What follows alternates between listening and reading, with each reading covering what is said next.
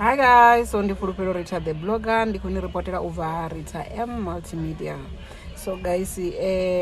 nendo danda tichirisa mulandu wa ndingachirizi muronga na tshigwili rendani vane hoyu mulandu ningadziva ndingadzumbula nga miya ngeni rovera posi ri vakuvongalangala ati then rada zva pfala vhege dzo fhela uri mini ku pfala upfi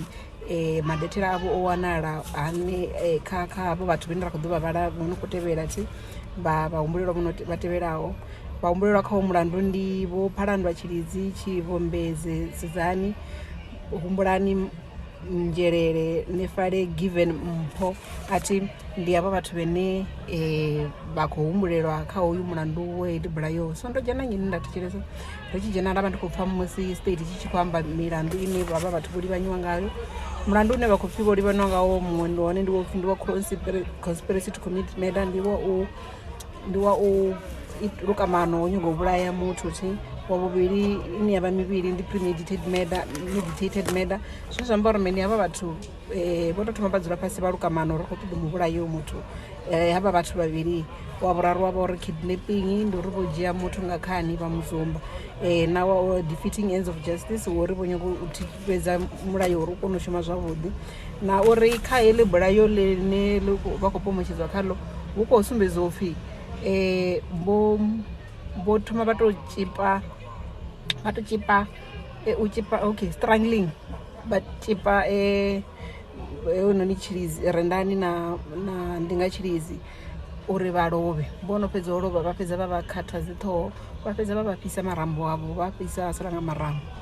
Ndi hezwo zwine vha khou u pomotshedza zwone. Ha dovha sumbedzisa upfhi state tshi khou hanedzana na khumbelo ya tshi khou hanedzana bail na khumbelo ya bail tshi ri heinoni hoyu mulandu ndi mulandu wa schedule 6 so vha khou hana na bail vho ri vha tshi tou hana na bail hanefhaḽa maloyara a vha vhahumbulelwa vho vha vha i hone na vhavhili accused one una muimeleli wawe accused 2 3 vha khou imelelwa nga legal aid accused 4 u khou imelelwa nga advocate tshikova thi and then vhoṱhe havhanoni vha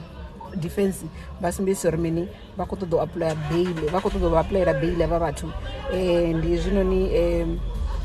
hezwinoni state vha tshi sumbedzisa uri mini vha date ine yanga konadzea uri vha ḓe vha apply bail formally ndi dzi 19 dza August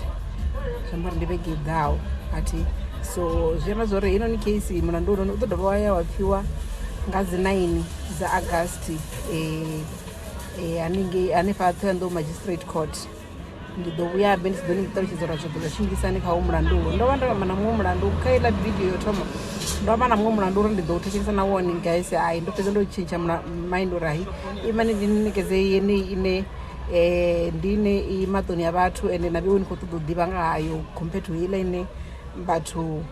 ani na interest compared to hezi mbili dzine nda khou ni vhudza zwino. So a hu tshina zwiṅwe guys ndi zwone ndi ḓo ni vhona nga dzi 19 kha heyi case kha iḽa ṅwe case ya muprofita ndi ḓo ni vhona matshelo. Bye.